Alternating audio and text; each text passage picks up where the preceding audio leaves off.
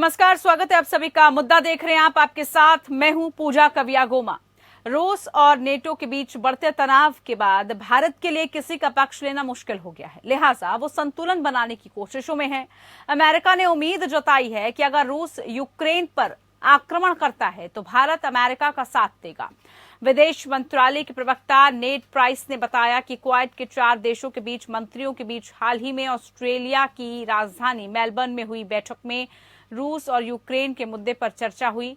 Bharat, Australia, Japan और America के विदेश मंत्री इस बैठक में शामिल हुए थे।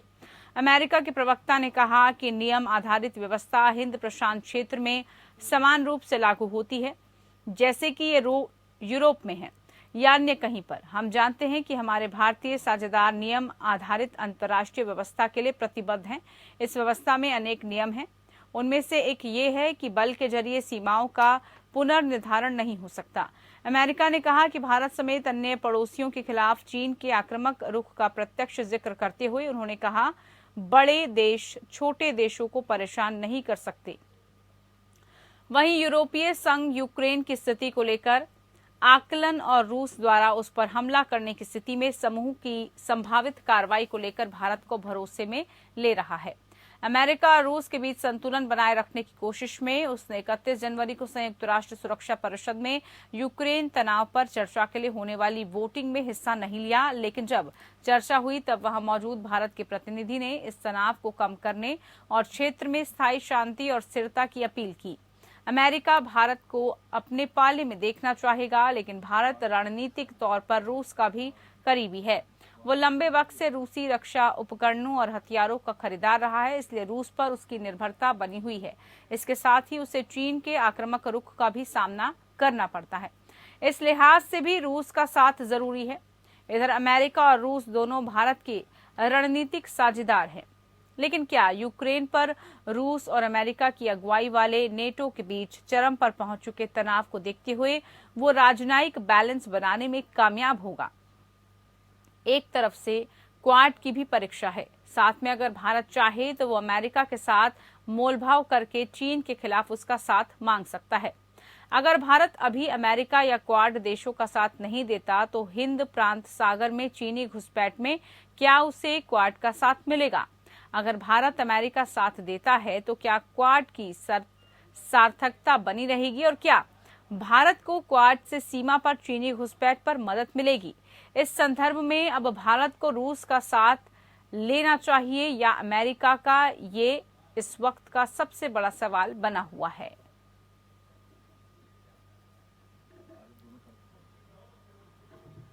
तो यूक्रेन पर रूस और अमेरिका के बाद अब सबसे बड़ा सवाल कि भारत की इनको लेकर क्या रणनीति रहने वाली है और किस तरह से भारत जो है इस पर अपना स्टैंड लेगा।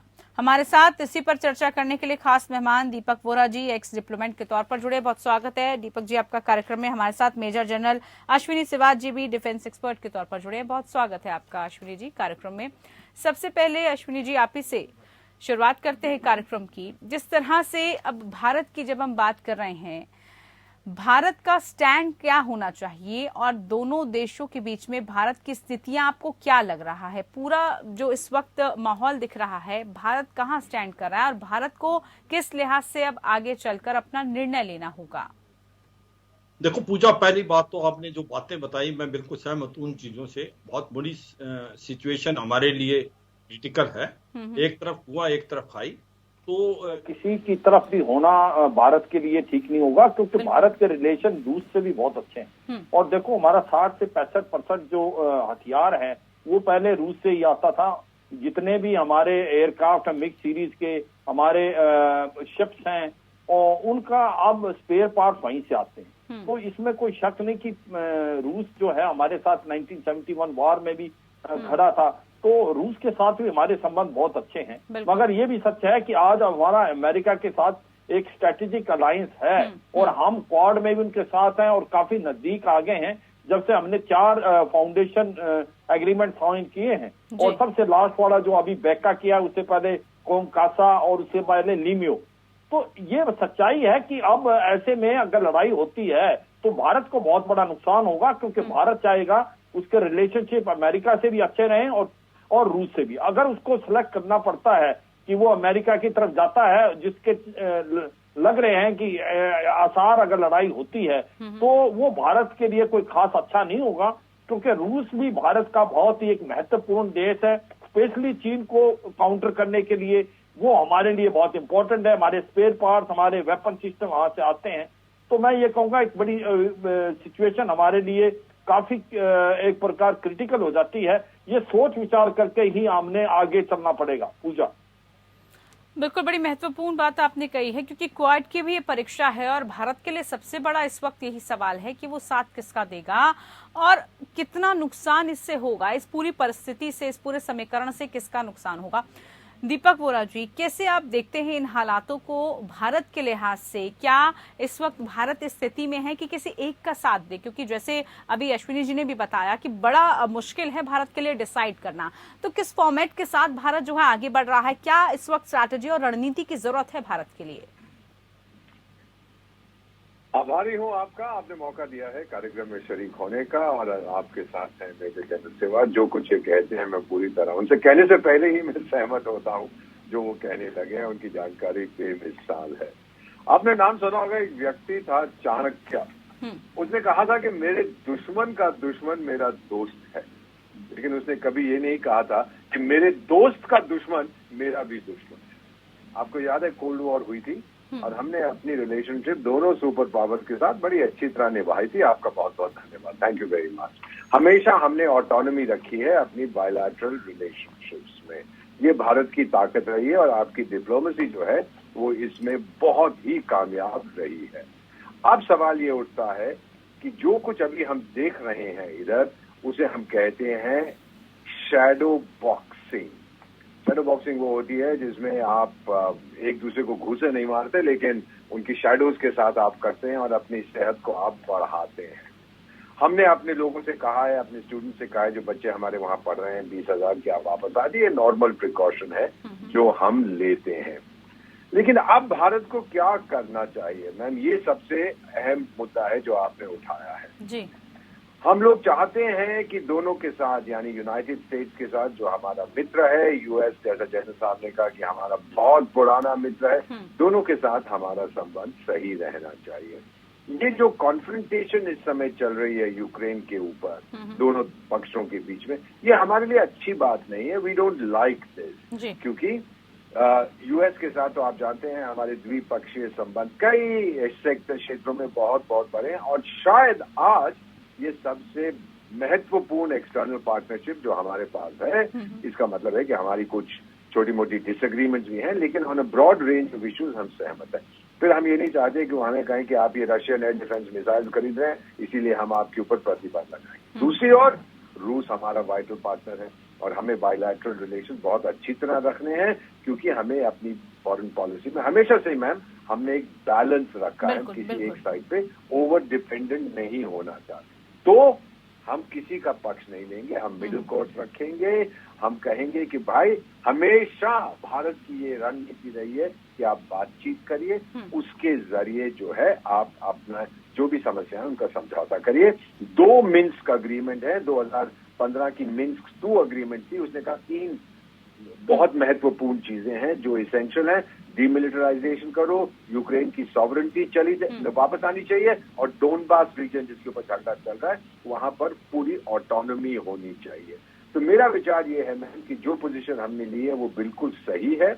ना हम इनका पक्ष लेंगे ना उनका पक्ष लेंगे, लेकिन जो बयान आ रहे हैं इससे ये साफ जाहिर है कि दोनों चाहते हैं कि हम उनका समर्थन करें। और मैं एज ए डिप्लोमैट, मैम अगर आप मुझे फॉर्मर डिप्लोमैट ना कहें, स्टिल इन डिप्लोमेसी, वो जो इसमें हमारा जो अंडरस्टैंडिंग है, जब कोई कहता है कि आप मेरी तरफ आओ, दूसरा कहता है मेरी तरफ आओ, लगता है कि आपकी जो पोजीशन है, आपका महत्व है, आपकी शक्ति है, वो दोनों उसे पसंद करते हैं। So I take it as a compliment ma'am. मैं हाँ है जरूर हमारे लिए एक नाइटमेयर तक बन जाता है, एक डायलेमा बनता है, लेकिन ये एक्नॉलेजमेंट है भारत की शक्ति। बड़ी ही महत्वपूर्ण तरीकों से आपने समझाया है। अब ऐसे में डॉक्टर, जब हम बात कर रहे हैं, क्या इस वजह से दोनों के रिश्ते, जब हम बात कर रहे हैं खासतौर पर अश्विनी जी, अमेरिका और रूस दोनों भारत के हम देखते हैं कि रणनीतिक साझेदार भी हैं, लेकिन क्या यूक्रेन पर रूस और अमेरिका की अगुवाई की वजह से जो राजनयिक बैलेंस है वो बना पाएंगे, उसमें हम कामयाब हो पाएंगे? क्योंकि दोनों के बीच में बैलेंस बनाना महत्वपूर्ण है और आप भी इसी बात पर जोर दे रहे हैं कि एक पक्ष को हम ना ही सही ठहरा सकते हैं ना ही उसके सपोर्ट में खड़े हो सकते हैं, क्योंकि भारत जैसा देश है उसको सभी के साथ मिलकर भी चलना पड़ता है और उसको सपोर्ट की हमेशा आवश्यकता रहती है। तो इस लिहाज से बड़ा महत्वपूर्ण हो जाता है ये बैलेंसिंग करना। अश्विनी जी। हाँ, देखो बिल्कुल ठीक है। मैं जिस प्रकार से एम्बेसडर दीपक वोरा साहब ने बताया मैं बिल्कुल सहमत हूँ, मगर ये सच्चाई है, एक ये बैलेंस करना बड़ा मुश्किल होगा, इतना आसान नहीं होगा। हमारी जो पॉलिसी रही है हरदम इंडिपेंडेंट रही है, हमने किसी के साथ मिलिट्री अलायंस आज तक साइन नहीं किया है और हमारे साथ अमेरिका भी इम्पोर्टेंट है और रूस भी इम्पोर्टेंट है और इसकी खुसूसियत हम दे चुके हैं, एम्बेसडर साहब भी और मैंने भी बताया है।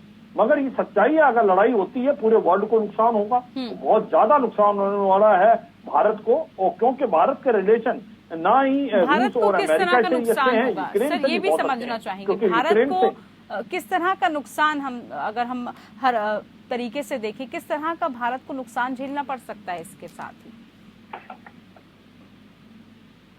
एक तो सबसे पहले सॉरी, ये जनरल साहब के लिए है मेरे जी जी जी अश्विनी जी से मैं पूछ रही हूँ। जनरल साहब, हाँ, क्या आपने क्वेश्चन बताना पूछा? भारत को आपने कहा नुकसान बहुत बड़े क्षेत्र में जो है झेलना पड़ सकता है, तो वो नुकसान क्या होगा, किसकी जगह पर आपको लग रहा है कि भारत को नुकसान हो सकता है? पूरे विश्व को होगा, लेकिन अगर हम भारत के प्रोस्पेक्टिव से देखें तो भारत को किस तरह का नुकसान है? देखो तीन तरीके से नुकसान हो सकता है। एक तो यूक्रेन जो है वो भारत के लिए एक बहुत इंपॉर्टेंट है, वहां से हमारे जो AN-32 एयरक्राफ्ट हैं उनका मॉडर्नाइजेशन यूक्रेन में चला हुआ है और वहां से हमें गैस टरबाइन जो इंजन है वो भी अब हमें यूक्रेन से ही मिल रहे थे और उसके साथ साथ हमारा कुछ ऑयल भी यूक्रेन से आ रहा था। तो ऐसे में अगर यूक्रेन के साथ लड़ाई होती है रूस के साथ तो बड़ा नुकसान होगा भारत को। और दूसरा हो सकता है कि सबसे बड़ा नुकसान होगा जो ऑयल और गैस है जो कि रशिया से जाती है यूरोप में, वो जानी बंद हो जाएगी। उसके जाने से प्राइसेस बहुत बढ़ जाएंगे और प्राइसेस अगर ऑयल के बढ़ते हैं तो भारत के ऊपर डायरेक्ट इम्पैक्ट होगा। तो ये सच्चाई है कि भारत को दोनों तरफ से इम्पैक्ट होगा, ऑयल का भी होगा और यूक्रेन के साथ भी जो जिस प्रकार से AN-32 और गैस टरबाइन इंजन आने की अभी प्रॉब्लम आ जाएगी। उसके बाद हमारे स्पेयर पार्ट जो आते हैं रूस से, वो रूस से नहीं आ रहे, हम यूक्रेन से ले रहे हैं क्योंकि पुरानी जो इंडस्ट्री सारी यूक्रेन में थी। तो ये एक चिंता का कारण है। एक सबसे बड़ा और चिंता का कारण भारत को है कि अगर लड़ाई होती है तो भारत को अगर पक्ष सेलेक्ट करना पड़ता है वो भारत के लिए बहुत मुश्किल हो जाएगा। इतना कहना आसान है, क्या हम एक प्रकार से ऑटोनॉमी मेंटेन कर पाएंगे या नहीं, ये ना अलग बात है कि लड़ाई होने के चांसेस बड़े कम हैं क्योंकि ये पोस्टरिंग हो रही है। ये एक प्रकार से नहीं चला जा सकता। जिस तरीके से एम्बेसडर साहब बता रहे थे ये शैडो बॉक्सिंग है और ऐसा में अमेरिका और रूस दोनों पोस्टरिंग कर रहे हैं। ज्यादातर रूस वो अपनी बात को मनवाना चाहता है, उसको वाकई डर है कि जिस प्रकार से नेटो एक्सपेंड करा है ईस्टर्न साइड में, उनको लगता है आने वाले समय में कि यूक्रेन भी नेटो का हिस्सा बन जाएगा और नेटो की फोर्सेज रूस के बहुत नजदीक आ जाएंगे। ये डर पुतिन का मुझे लगता है बड़ा लाजमी है और ठीक भी है। इसको मद्देनजर रखते हुए उसने जो भी पोस्टरिंग कर रहे हैं वो है। तो ऐसे में मुझे लगता है लड़ाई शायद नहीं हो, मगर लड़ाई होती है तो भारत को काफी नुकसान होगा, भारत को नुकसान होगा। इसी से जुड़ा हुआ ये सवाल भी है, इसी के साथ मैं सवाल आपसे जरूर पूछना चाहूंगी, क्या न्यूट्रल रहकर नहीं काम चल सकता? बिल्कुल चलेगा, 100%। मेरे से पूछा आपने एम्बेसडर साहब से। ठीक है, यहाँ पर ये भी सवाल है और ये कश्मकश भी है कि क्या न्यूट्रल रह के नहीं कुछ हो सकता, क्या इस तरह का समाधान नहीं निकल सकता कि दोनों जो हैं भारत के जो साथी हैं वो दोनों से ऐसे ही संबंध बने रहें, किसी एक का पक्ष ना हो? क्या ऐसी चीज है रियलिटी में? बहुत अहम प्रश्न पूछा है। आपको मालूम है जब कोल्ड वॉर चल रही थी तो हम नॉन अलाइंड थे। आज हम नॉन अलाइंड नहीं है, हम मल्टी अलाइंड है। सबके साथ दोस्ती रखना चाहते हैं। बहुत आसान है मैम, हमको बहुत तजुर्बा है हमारी डिप्लोमेसी में कैसे ये करना है। एक चीज है, जैसे जनरल साहब ने भी कहा है कि जंग नहीं होगा क्योंकि किसी को कोई फायदा नहीं है। तो फायदा होगा यूनाइटेड स्टेट्स को, अगर ये रूस का जो गैस जाता है यूक्रेन टू जर्मनी वो बंद हो जाए तो अमेरिका अपना महंगा गैस भेजेगा। एक बहुत अच्छी अफ्रीका की कहावत है जो हमेशा मैं याद रखता हूँ जनरल साहब, जब दो हाथी लड़ते हैं तो नुकसान घास का होता है। तो इसमें जब ये हाथी लड़ेंगे यूरोप का नुकसान होगा, हमारा होगा, पूरे एशिया का होगा, कुछ हद तक लैटिन अमेरिका का भी नुकसान होगा, लेकिन सबका होगा, कोई फायदा नहीं है। तो ये जो है मुझे लगता है कि ये अब ये जो है समस्या, इसका समाधान होगा। एक चीज आपको और बता देता हूं मैम, आप तो मुझसे उम्र में बहुत कम है, मेरी 70 साल की उम्र है। जनरल साहब आपको याद होगा क्यूबन मिसाइल क्राइसिस हुई थी 1962 में, जब जॉन कैनेडी जो अमेरिका के राष्ट्रपति थे, उन्होंने निकिता क्रुश्चोव को बोला भाई तेरे मिसाइल क्यूबा में हटा ले नहीं तो मैं ठोकूंगा। क्रुश्चोव ने जवाब दिया अरे तेरी भी तो मिसाइल टर्की में है, बिल्कुल मेरे बॉर्डर पे, उनको हटा तब मैं अपने हटाऊंगा। तो दोनों ने अपने घूसे तैयार हो गए थे अपने हथियार लेके, लेकिन फिर बोले अच्छा यार चल वापस जा, तू वापस जा, मैं वापस। यही बिल्कुल आज होने वाला है। रूस ने कहा है कि मैं पीछे हट गया हूं, अमेरिका कहता है हमें प्रूव कर दो। मुझे लगता है कि सबसे ज्यादा दिलचस्पी किसी प्रकार के जंग में अमेरिका की है, रूस की नहीं है। रूस को कोई फायदा नहीं है। जो कुछ उसको चाहिए था, अगर चाहता तो जब अमेरिका पिछले साल दौड़ रहा था दुम दबा के अफगानिस्तान से, तो उस टाइम हमला करता। यहाँ पे 2014 में जब क्राइमिया ने कहा कि मैं रूस के पास जाना था, तब हमला करता। अब कोई फायदा नहीं है। फायदा अगर किसी को होता है तो जो बाइडेन साहब की जो पॉपुलैरिटी है घर में वो इतनी नीचे गिर चुकी है कि लोग देख ही नहीं पाते उसको, तो वो थोड़ी सी बढ़ जाएगी। क्योंकि किसी भी देश में मैम, चाहे हमारा मुल्क हो, चाहे चाइना हो, चाहे ब्राजील हो, जब आप कहते हैं कि बाहर से खतरा है तो लोग इकट्ठा हो जाते हैं और सरकार का समर्थन करते हैं। This is a game being played ma'am, और ये गेम बहुत पुरानी है। इस खेल में मैम हम चाणक्य की संतान है, हम बहुत माहिर हैं। दीपक जी, बड़े विस्तार से और बड़ी जो पॉइंट्स से आपने उम्दा उठाए हैं। अश्विनी स्वराज जी, क्या भारत को क्वाड से सीमा पर चीनी घुसपैठ पर कुछ मदद मिलेगी? क्या ऐसा है? क्योंकि कहा जा रहा है कि मोल भाव करके कुछ भारत भी रणनीति बना सकता है, जिससे चीन के साथ जो उसकी समस्या चल रही है, जो चीन के साथ विवाद चल रहा है, उस पर वो थोड़ा प्रेशराइज कर सके। देखो पूजा, इस सिचुएशन ऐसी जो चीन के साथ हमारी सिचुएशन है, मुझे नहीं लगता कि कोई और देश उसको इफेक्ट कर पाएगा। डायरेक्ट इन्वॉल्वमेंट भारत की है। भारत को मदद मिल सकती है टेक्निकल सपोर्ट, मिलिट्री हार्डवेयर। जो टेक्निकल और मिलिट्री हार्डवेयर अभी हमें अमेरिका से भी मिल रहा है और रूस से भी मिल रहा है। देखो एक बड़ी इंपॉर्टेंट चीज है, 1971 से पहले जो हमारे रिलेशनशिप ज्यादातर हम नॉन अलाइन थे, मगर हमारे को 1962 के अंदर स्पेशली अमेरिका ने हेल्प की थी। मगर 1971 के बाद हमें फिर रूस ने की और स्ट्रेटेजिक पार्टनर जो यूएसएसआर सोवियत यूनियन ने हमारी फ्रेंडशिप ट्रीटी की और वो हमारे साथ खड़ा था। 2000 के बाद ये सिचुएशन स्टार्ट होने लगी है जहां पर हमने जो दो टॉप लीडर्स हैं उनके साथ एक स्ट्रेटेजिक बैलेंस करके दोनों से दोस्ती होगी। तो ऐसे में जब हमारे रिलेशनशिप अमेरिका से भी अच्छे हैं, रूस से भी अच्छे हैं, तो ऐसे में और दोनों हमारे लिए इम्पोर्टेंट है, तो बड़ा मुश्किल है। और जो आपने बताई जो क्वाड क्या हमें मदद कर सकता है, इसमें कोई शक और सवाल नहीं कि क्वाड जो है हमें बहुत ज्यादा मदद कर रहा है, स्पेशली चीन के अगेंस्ट, जो चीन के अंदर इंडो पैसिफिक में है, वहां पर उसके ऊपर प्रेशर डालेगा। लद्दाख के अंदर हमारे को लड़ाई चीन से खुद लड़नी पड़ेगी, ये हमें साफ सुथरे शब्दों में याद है। हम उसके लिए काबिल हैं, सक्षम हैं।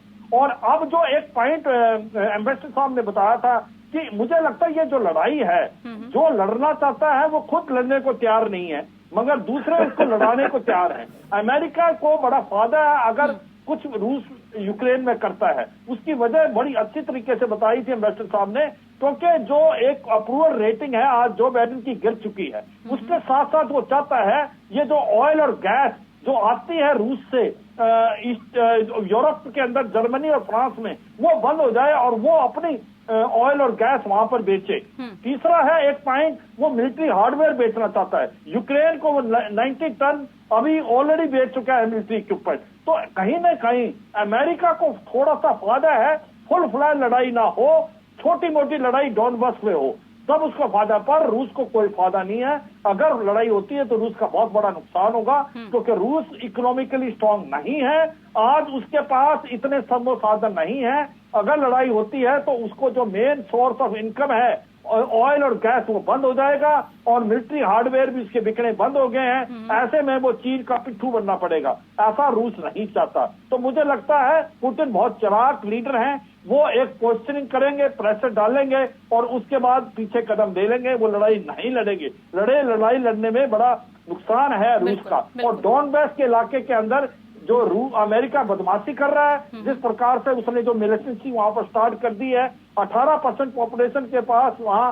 रूस का पासपोर्ट है। तो ये सच्चाई है कि सिचुएशन एक फ्लूइड है, क्रिटिकल है। ऐसे में गलती हो सकती है, पर वैसे कोई लड़ाई के चांस नहीं लग रहे और लड़ाई ना हो बहुत जरूरी है, क्योंकि भारत के लिए एक बहुत बड़ा परीक्षा का एक प्रकार से टाइम आएगा। भारत अगर एक की तरफ जाएगा दूसरे को छोड़ के, तो डिप्लोमेटिकली एक सुसाइड हो जाएगा। बिल्कुल बिल्कुल दीपक जी, कोशिश संतुलन बनाने की जारी है और वो कोशिश में आपको लग रहा है कि भारत को अब आगे क्या और कदम उठाने की जरूरत है? क्योंकि हम ये तो समझ रहे हैं कि भारत को नुकसान कितना होने वाला है, लेकिन जो कोशिश अभी भारत कर रहा है और उसमें क्या स्ट्रैटेजी अपनाने की जरूरत है ताकि ये हालात ना भारत के सामने आ पाए? पूरी तरह से हम लोगों को न्यूट्रल रहना चाहिए। इसमें हमारा कोई डायरेक्ट इन्वॉल्वमेंट नहीं है। आपके 20,000 विद्यार्थी हैं, उनको हमने कहा है कि अगर आप वापस आना चाहें आप आ सकते हैं। कंट्रोल रूम सेटअप ये हमेशा करते हैं। जहां पर भी हमारे भारतीय मूल के लोगों को खतरा होता है, यहाँ तो हम अपना जहाज भेज देते हैं या उनको एडवाइस करते हैं कि आप वापस आ जाइए। ये हमारी नीति हमेशा रही और लोग इसकी बहुत प्रशंसा करते हैं। लोग हमसे सीखते हैं किस तरह से हम इवैक्यूएट करते हैं। दूसरी चीज मैम ये है कि इस समय अगर आप देख रहे हैं तो टक्कर हो रही है। अगर आप सिर्फ 3 लोगों को लें, उनमें से एक बहुत बुजुर्ग हैं लेकिन बताना चाहते हैं कि मैं अभी भी जिंदा दिल हूं, मैं रैम्बो हूं। दूसरा बड़ा शातिर खिलाड़ी है, उसने 4 एक्सपेंशन नेटो की देखी हैं अपने, जब वो उसका प्राइम मिनिस्टर या प्रेसिडेंट रहा है रशिया का 4 बार, और 14 जो मुल्क थे ईस्टर्न ब्लॉक के वो नेटो में शामिल हो गए थे। और जो तीसरा खिलाड़ी है मैम, वो तो एक जोकर रह चुका है, वो तो हम सब जानते हैं। तो मेरा क्या, वो तो बच्चा है इन दोनों के सामने। और इस समय अगर एडवांटेज है किसी को, मैं समझता हूं इस समय एडवांटेज व्लादिमीर पुतिन है। और वो बड़ी अच्छी तरह से वो कह रहे हैं कि मैंने अपने सिपाही वहां से वापस बुला लिए। वेस्ट पश्चिम कहता है हमको प्रूव करो कि वापस। अरे तुम लोग एक तरफ कहते हो सैटेलाइट इमेजेस में से कि 1,40,000 उनके, पहले 80,000 से लाख पे 1,20,000 पे 1,40,000। अगर आपकी सैटेलाइट इमेजेस ये बताती हैं, ये नहीं बताती कि वो पीछे हट गए। देखिए किस तरह से वो कहते हैं ना मैम, अंग्रेजी में कहावत है कि जो शैतान है वो भी बाइबल को पढ़ के कहता है जी ये है चीज, देखो कितनी अच्छी, वो अपने फायदे के लिए स्क्रिप्चर को कोट कर सकता है। ये लोग कर रहे हैं। I don't believe them. I don't think कि व्लादिमीर पुतिन इस प्रकार का रिस्क लेगा। बिल्कुल, और भारत के लिए भी ये अच्छा ही होगा अगर ऐसा ना हुआ तो। बहुत शुक्रिया आप दोनों खास मेहमानों का, आप हमारे साथ जुड़े और मुद्दा में हमने चर्चा की इसको लेकर। फिलहाल के लिए इतना ही, नमस्कार।